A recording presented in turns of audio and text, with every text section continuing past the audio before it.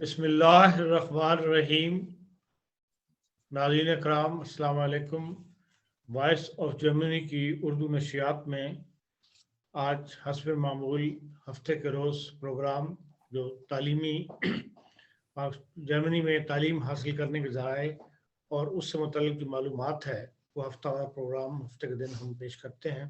आज इसकी ये तीसरी किस्त है जिसमें मेरे साथ मुज़फ़्फ़र कबीर साहब और अब्बास अनवर साहब और आज एक और दोस्त यासर साहब भी हैं, वो आपके हमारे साथ शेयर करेंगे गुफ्तगू में।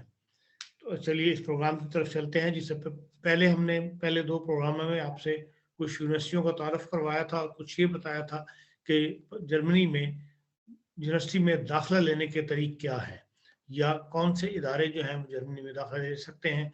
एक तो ये बताया गया था कि भाई आप हर यूनिवर्सिटी में डायरेक्ट अप्लाई करके तो दाखिला ले सकते हैं, या दूसरा ये है कि assist.de एक इदारा है, उसके थ्रू जो है वो यूनिवर्सिटी के अंदर आप दाखिले के लिए अप्लाई कर सकते हैं। तो इस इदारे की जो तफसील है उस पर आज का जो प्रोग्राम है ये मुश्तमिल होगा। चलते हैं मुज़फ़्फ़र कबीर साहब की तरफ और वो आज के प्रोग्राम को फिर हैंडल करेंगे। जी मुज़फ़्फ़र कबीर साहब, अस्सलाम वालेकुम। वालेकुम अस्सलाम रहमतुल्लाह। जी असल में जो पिछले कुछ प्रोग्राम्स में हमने ज़िक्र किया था, दोस्तों को ये इन्फॉर्मेशन दी थी, कोशिश की थी कि उनको ये पता लगे कि यूनिवर्सिटीज़ में यहाँ पे क्या स्कोप है, किस तरह से वो अपने आप को रजिस्टर कर सकते हैं, किस तरह यूनिवर्सिटी में एडमिशन ले सकते हैं और क्या बेनिफिट्स हैं, कौन-कौन से कोर्सेज़ हैं, जो कि यहाँ पे डिमांडिंग है, जिनकी अच्छी उनकी जो है वो जॉब अपॉर्च्युनिटीज़ हैं जर्मनी में और फ़ायदे उनके साथ हमने शेयर किए थे। जी, जी। तो आज जो हम दोबारा से डिटेल बताने की कोशिश करेंगे वो ये है कि यूनिवर्सिटी में एडमिशन के लिए 2 प्रोसीजर्स हैं पैरेलली। कुछ हुँ, यूनिवर्सिटीज़ ऐसी हैं जो हम पिछले प्रोग्राम में भी ज़िक्र कर चुके हैं कि जो डायरेक्ट एडमिशन आप ले सकते हैं कुछ प्रोग्राम्स में।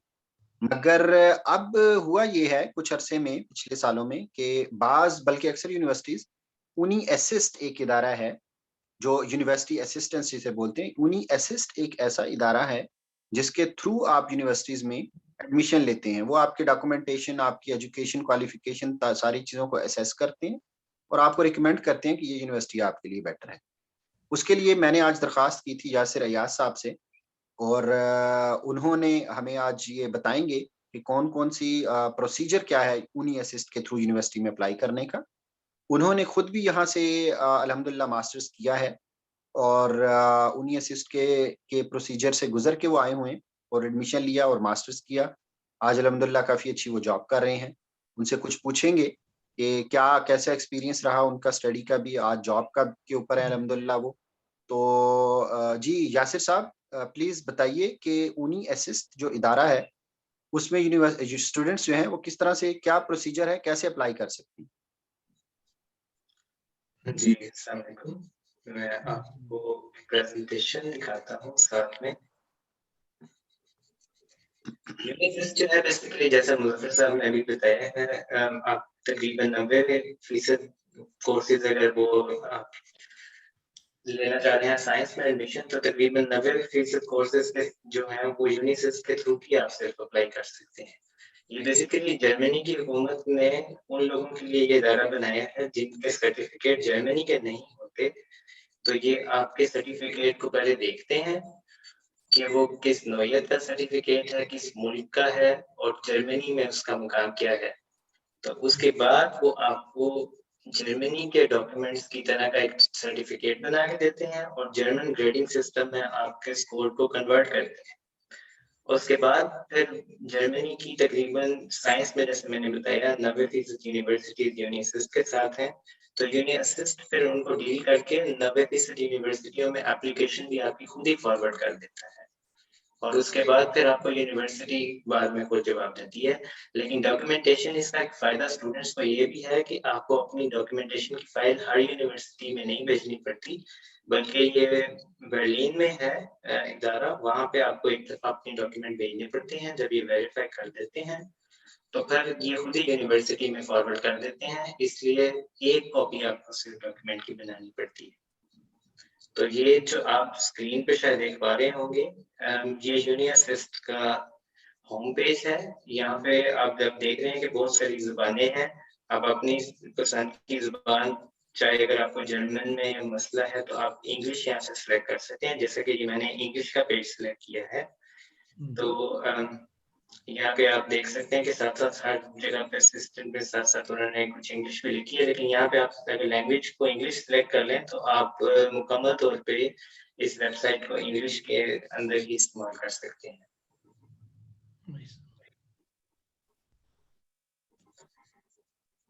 मैं भी ये जो वेबसाइट है ये uni-assist.d जी इस तरह से है।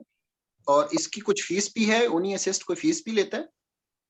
जी, सिर्फ बुनियादी फीस जो शुरू में होती है वो 30 से 40 यूरो होती है, वो हर साल बदलती रहती है, वो आपको बता सकते हैं यूनिसिस्ट वाले इस वक़्त। जब आप यूनिसिस्ट में लॉगिन करेंगे तो तब वो आपको आपके डॉक्यूमेंट को देख के आपको बताएँगे कि आपको कितनी फीस पे करनी है।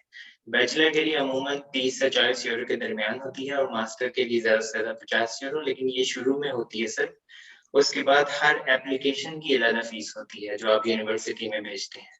लेकिन यहाँ पे एक ट्रिक ये है कि अगर आप एक ही यूनिवर्सिटी के अंदर मुख्तलिफ कोर्सेज सिलेक्ट करते हैं, मसलन अगर आपने फ्रैंकफर्ट की यूनिवर्सिटी के अंदर 4 कोर्सेज में अप्लाई किया तो तब आपको सिर्फ एक कोर्स के ज़्यादा पैसे देने पड़ेंगे, बाकी हर कोर्स के सिर्फ 5 यूरो देने पड़ेंगे अप्लाई करने के लिए। लेकिन मुख्तलिफ यूनिवर्सिटीज में फिर मुख्तलिफ होती है फीस। इसका मतलब ये है कि आप ये कहना चाह रहे हैं, ट्रिक ये है कि एक यूनिवर्सिटी में आप अपनी जो रेलिवेंट कोर्स प्रोग्राम है उसमें मिलते-जुलते जितने प्रोग्राम्स हैं 4-5 उसमें अप्लाई कर दें तो आपकी कॉस्ट यहाँ पे मिनिमाइज हो सकती है। बिल्कुल मसलन जैसे बायोलॉजी है, अक्सर स्टूडेंट्स को पता होगा कि बायोलॉजी की फील्ड्स आपस में बहुत मिलती-जुलती हैं। अगर जनरल बायोलॉजी का कोर्स है फ्रैंकफर्ट की यूनिवर्सिटी में, साथ ही बायोकेमिस्ट्री का है, साथ अप्लाइड बायोलॉजी का है, साथ माइक्रोबायोलॉजी का है, तो अगर आप सब में अप्लाई करना चाहें तो उसकी फीस फिर बहुत कम रह जाती है। अच्छा, इसमें ये बताइए यासिर कि अगर ऐसा कोई स्टूडेंट फॉर एग्जांपल जिस पिछले प्रोग्राम में हम जिक्र किया था एक चीज का हमने कि पाकिस्तान से अगर किसी स्टूडेंट ने, जैसे आपने भी माशाल्लाह यहाँ से मास्टर्स किया है और ग्रेजुएशन आपकी पाकिस्तान में जो है वो बायोटेक्नोलॉजी में थी या फिर कौन सी बायोलॉजी की फील्ड में थी? मेरी जनरल थी, मेरी ज़ूलॉजी में थी। मैंने पंजाब यूनिवर्सिटी लाहौर से किया था उसमें बैचलर। तो लेकिन बायोलॉजी में ये बात होती है, अक्सर स्टूडेंट्स ये बात जानते होंगे, बायोलॉजी में फील्ड चेंज करना बहुत मुश्किल नहीं होता अगर आपने जनरल फील्ड पहले इस्तेमाल की है, जैसे बायोलॉजी या फिर ज़ूलॉजी या बॉटनी या फिर तो फिर बायोकेमिस्ट्री या बायोटेक्नोलॉजी, माइक्रोबायोलॉजी इनमें आप बाद में कन्वर्ट भी किए जा सकते हैं, बाद में मास्टर्स में आप इनमें दाखिला ले सकते हैं।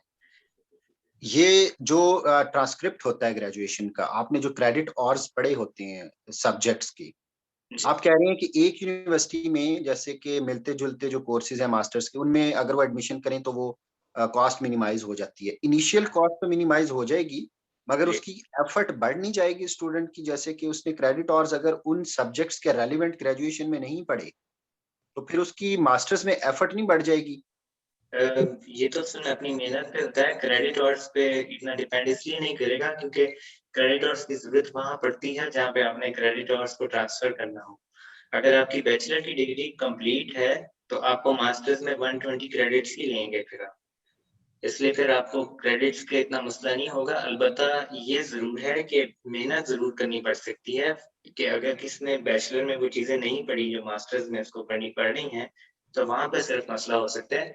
लेकिन उसका बहुत अच्छा तरीका ये होता है कि अगर मैं आपको ये स्लाइड दिखाता हूँ, ये शायद आप पिछले प्रोग्राम में बता चुके होंगे, ये सर्च इंजन है जैसे यहाँ पे, तो आप इसमें कोर्सेज सिलेक्ट कर सकते हैं। मसलन अगर मैं इस पेज पे जाऊँ तो यहाँ पे मैं मैथमेटिकल नेचुरल साइंसेस सिलेक्ट की, ऊपर से बायोलॉजी सिलेक्ट की, फिर बायोलॉजी की सारी फील्ड्स खुल गई। तो आप वहां जाके फिर बाद में सिलेक्ट कर सकते हैं यूनिवर्सिटी, और जब मैं यहाँ जाऊँ तो आप देख सकते हैं कि माइक्रोबायोलॉजी एंड बायोटेक्नोलॉजी का एक कोर्स उसने मुझे स्टुटगार्ट में दिखाया है, एक ब्रेमन में दिखाया है, गोल्डनबर्ग में दिखाया है। फिर आप उसको खोल के यूनिवर्सिटी की वेबसाइट पे जाके सारे कोर्स की डिटेल देख सकते हैं कि वो पढ़ा क्या रहे हैं। तो अगर आप अपनी रेलिवेंट फील्ड का कोर्स पहले से सिलेक्ट कर लें तो फिर आप उन्हीं से जाके अप्लाई करें तो आपको मदद होगी, क्योंकि आपको पहले से पता होगा कि यूनिवर्सिटी पढ़ा क्या रही है, कोर्स आउटलाइन क्या है। उसमें कौन से कंटेंट्स हैं जो आपको पढ़ने होंगे? बिल्कुल इसी तरफ ही मेरा इशारा था कि जो कोर्स कंटेंट्स हैं जो स्टूडेंट ने ग्रेजुएशन में पढ़े हैं, अगर उससे, क्योंकि हम पिछले प्रोग्राम में इस बात का जिक्र करके आए थे और मेरा स्टूडेंट्स को मशवरा यही था कि जो ग्रेजुएशन में उन्होंने जो 46 48 जो कोर्सेज पढ़े होते हैं, उससे रेलेवेंट कोर्सेज मिलते जुलते वही सी पैटर्न के अगर वो मास्टर्स में उठाएं तो उनकी एफर्ट कम हो जाएगी। जी तो अभी जो आप बात कर रहे हैं कि उससे मिलता जुलता एक यूनिवर्सिटी में इनिशियल, चूंकि ये दो ऑप्शंस तो हम स्टूडेंट्स को दे सकते हैं और बेटर यही है कि वो अगर दो यूनिवर्सिटी में अप्लाई करता है यूनिवर्सिटी यूनी असिस्ट के थ्रू, तो फिर उसकी एफर्ट तो जरूर, इनिशियल कॉस्ट तो जरूर आ जाएगी। वो भी मेरे ख्याल में कितनी है, 100 यूरो है होती है एक यूनिवर्सिटी की एप्लीकेशन की। इतनी ज्यादा नहीं होती। मुझे जितना याद है, मैंने जब पहली यूनिवर्सिटी में अप्लाई किया था 19 में, जहाँ से मैंने पढ़ा है, तो वहाँ मैंने इनिशियली 35 यूरो दिए थे फीस के, और बाद में वो बढ़ के तकरीबन 50 यूरो थे, और टोटल फीस तो मुझे ज्यादा लगता है कि टोटल मैंने इसको 100 यूरो दिया था सर एप्लीकेशन का। सिर्फ एक यूनिवर्सिटी के लिए? मैंने इनको 2 यूनिवर्सिटियों के 100 यूरो दिए थे जी, लेकिन उसमें इनिशियल कॉस्ट भी मैंने शामिल की है, यानी कि वो जो रजिस्ट्रेशन करते वक्त देनी होती है, और उसमें बेसिकली वो आपके डॉक्यूमेंट्स को वेरीफाई करते हैं और फिर आपको एक जर्मनी के ग्रेडिंग सिस्टम के अकॉर्डिंग ट्रांसक्रिप्ट बना के देते हैं कि आपका जर्मन ग्रेडिंग सिस्टम में ये स्कोर है। तो असल में वो उसकी फीस भी शामिल थी, वो सारा कुछ मिला के 100 यूरो थी मेरी कॉस्ट। ओके, ये जो आप जिस सर्टिफिकेट की बात कर रहे हैं, क्या यूनी असिस्ट एक और इदारा है जिसको हम KMU भी बोलते हैं, कुल्टूस मिनिस्ट्रियम का, जो जिसको जर्मन में कल्चरल मिनिस्ट्री का जो है बॉन में जो इदारा है, वो भी एक बिशाइनिगुंग एक सर्टिफिकेट इशू करता है। क्या वो ज्यादा स्टूडेंट्स को आप रिकमेंड करेंगे, या फिर ये वाला जो आप यूनी असिस्ट का कह रहे हैं ये ज्यादा बेटर है? यहाँ से वो अपना सारा, मेरे ख्याल में बेटर यही रहेगा कि वो यूनी असिस्ट, क्योंकि उन्होंने यूनिवर्सिटी एडमिशन लेना है, तो बेटर यही है कि यूनी असिस्ट के थ्रू ही वो करें। जी बिल्कुल, अगर डिपेंड करता है कि वो चाहते क्या हैं। अगर वो सिर्फ जॉब में अप्लाई करना चाहते हैं या फिर कोई प्रोफेशनल ऐसे कोई डिप्लोमा करना चाहते हैं जिसका वो 1 साल के बाद जॉब शुरू कर सकें, तो फिर बेहतर ये होता है कि वो KMK से करें, क्योंकि वो ज्यादातर ऐसी चीजों को वो जनरली अटेस्ट कर देते हैं आपके डॉक्यूमेंट को। लेकिन यूनिसिस सिर्फ स्टडीज के लिए करता है, लेकिन अगर आप यूनिवर्सिटी में पढ़ना चाहते हैं तो फिर बेहतर है कि आप यूनिसिस से करवाएं, क्योंकि फिर यूनिसिस से ही बाद में आप अप्लाई भी कर सकते हैं यूनिवर्सिटी में। ठीक है, इसका मतलब ये है कि जो स्टूडेंट हैं वो यूनी असिस्ट के थ्रू यूनिवर्सिटी सर्च और अपनी जो सर्टिफिकेशन है ये वो यूनी असिस्ट के थ्रू करें, तो उनको एक तो आसान भी रहेगा, यूनिवर्सिटी खुद असेस भी करेगा और यूनिवर्सिटी में उनके डॉक्यूमेंटेशन भी चली जाएगी, और ये बेटर है। जो हमने सॉरी KMK का जो जिक्र किया था, कल्चरल मिनिस्ट्री जो है जो जर्मनी की, उसकी वेबसाइट भी हम शेयर कर देंगे। मेरे ख्याल में वो KMK.de ही है, डायरेक्टली अगर वो लिखेंगे तो उनको मिल जाएगी। जी बिल्कुल। तो उसमें उसमें से वो जॉब के लिए अगर, या जो जो उनकी फील्ड्स हैं जैसे टेक्निकल फील्ड वगैरह, उसके लिए अगर उन्होंने या कोई हाउस बिल्डिंग वगैरह करनी है तो वो उनके लिए बेटर है। जो प्रोफेशनल कोर्सेज वगैरह जो करना चाहते हैं वो KMK के थ्रू अगर करें तो वो ज्यादा वहां से बेटर है। जी बिल्कुल। और यूनिवर्सिटीज, क्योंकि यूनिसिस सिर्फ यूनिवर्सिटीज को डील करती है, ना ही बहुत कम ऐसे स्कूल्स हैं जिनको डील करती है, प्रोफेशनल या जॉब स्किलिंग वाले होते हैं, सिर्फ अमूमन यूनिवर्सिटीज को डील करती है, इसलिए बाकी सारी चीजों के लिए KMK बेहतर है। ठीक है, ये कितना मुश्किल है ये जो यूनी असिस्ट में जो रजिस्ट्रेशन वगैरह है, ये क्या एक नॉर्मल स्टूडेंट जो कि वैसे तो मेरे ख्याल में आसान होगा, क्या इसमें कोई मुश्किल है रजिस्टर करना, और क्यों कौन कौन से डॉक्यूमेंट्स हैं जो आपको अपलोड करने पड़ते हैं?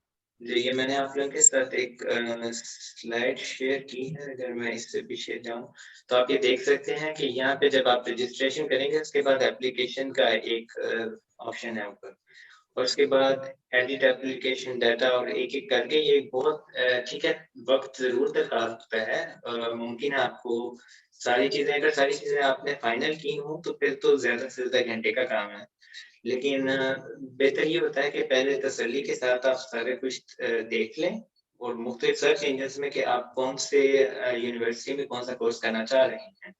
फिर जब आप एडिट एप्लीकेशन पे जाएंगे तो वहां से उस यूनिवर्सिटी को ऐड कर लें जो आपने पहले से सिलेक्ट की हुई है, जब आप उस यूनिवर्सिटी को ऐड करेंगे तो फिर आप वहाँ से कोर्स भी सिलेक्ट कर लेंगे और फिर ये आप देख सकते हैं कि यहाँ पे ये 6 स्टेप्स हैं और आखिरी स्टेप के बाद आप सबमिट कर देंगे तो आपकी एप्लीकेशन, ये अगर मैं आपको लास्ट स्लाइड दिखाऊं तो यहाँ पे फिर सबमिट ऑनलाइन का एक ऑप्शन है, तो आपको यहाँ पे सबमिट ऑनलाइन करनी है।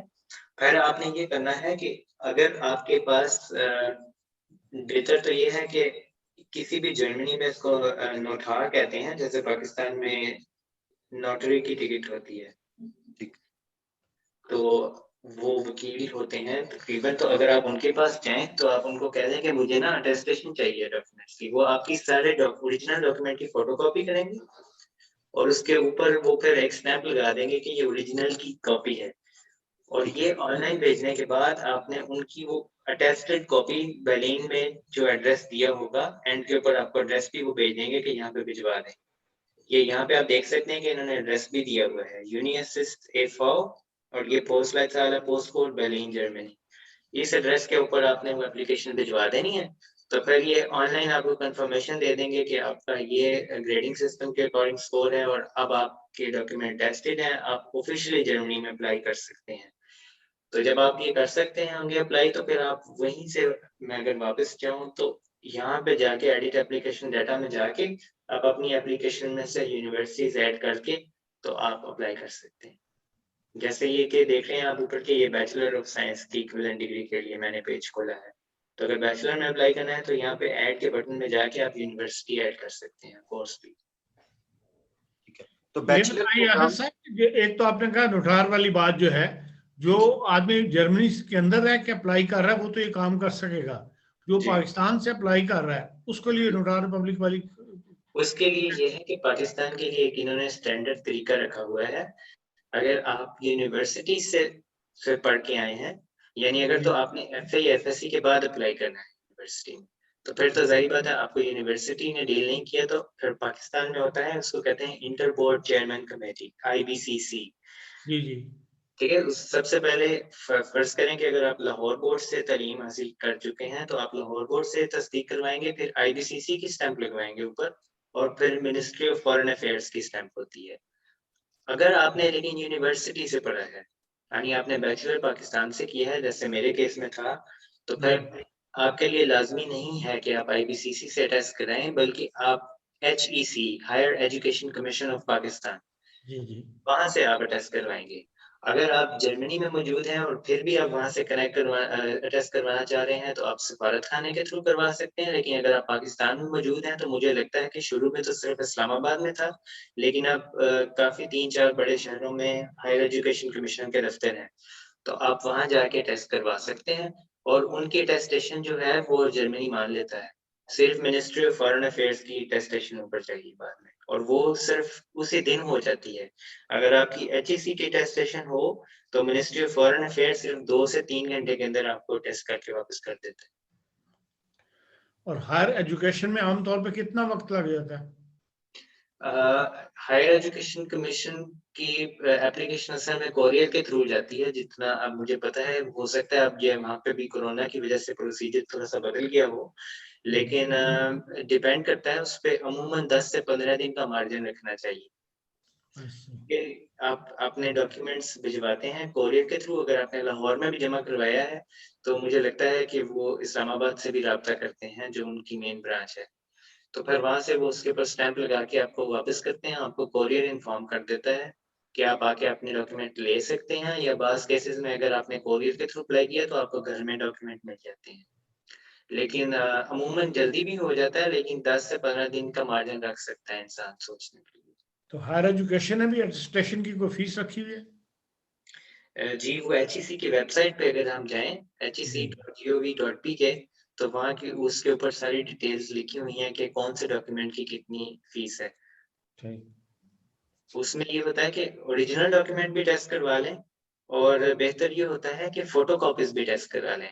असल में फोटोकॉपीज वो अटेस्ट करके नहीं देते जब तक ओरिजिनल डॉक्यूमेंट अटेस्ट ना हो, लेकिन जर्मनी में आपने ओरिजिनल डॉक्यूमेंट नहीं भिजवाना, आपने फोटोकॉपी जो अटेस्टेड हो HEC और फॉरेन मिनिस्ट्री से वो आपने भिजवानी है। अच्छा यासिर, आपने भी यहाँ से माशाल्लाह मास्टर्स किया है, आप अपना कुछ एक्सपीरियंस स्टूडेंट्स के साथ शेयर करें। और मोटिवेशनल पॉइंट ऑफ व्यू से कि आपका कैसा एक्सपीरियंस रहा। ये जर्मनी में आपने मास्टर्स किया, अब अल्हम्दुलिल्लाह आप अच्छी जॉब करें, अल्लाह आपको और तरक्कियां दे। आप ये बताइए कि क्या स्कोप है, क्या आप समझते हैं कि स्टूडेंट्स को यहाँ पे आके बायोलॉजी की पर्टिकुलरली फील्ड की अगर बात करें, जैसे एग्रीकल्चर यूनिवर्सिटी फैसलाबाद में लोग। अस्सलाम वालेकुम। मुजफ्फर साहब आप म्यूट हो गए हैं। जी।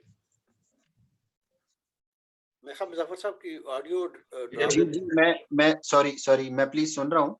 तो यासिर साहब प्लीज अपना एक्सपीरियंस शेयर कीजिए। जी बिल्कुल। मैं आपको ये बताना चाह रहा था कि पाकिस्तान में अनफॉर्चुनेटली जो बायोलॉजी की फील्ड है वो पढ़ाया तो बहुत अच्छा जाता है, कोर्सेज भी अप टू डेट होते हैं और जो करिकुलम होता है वो भी according to American study system भी होता है और ब्रिटिश यूनिवर्सिटीज के डॉक्यूमेंट्स भी हम पढ़ रहे होते हैं। मैंने भी चूंकि वहाँ की एक पब्लिक यूनिवर्सिटी से तालीम हासिल की है, लेकिन वहाँ जो मसला होता है अनफॉर्चुनेटली वो होता है कि वहाँ पे रिसर्च की फील्ड में सिर्फ पढ़ाया ज्यादा जाता है, प्रैक्टिकल काम कम किया जाता है। तो जर्मनी में मैंने देखा है कि यहाँ पे छोटी-छोटी यूनिवर्सिटीज भी जो होती हैं, वहाँ पे रिसर्च के ऊपर फोकस किया जाता है और रिसर्च के अखराजात हुकूमत बर्दाश्त करती है, स्टूडेंट्स को नहीं कुछ भी अदा करना पड़ता।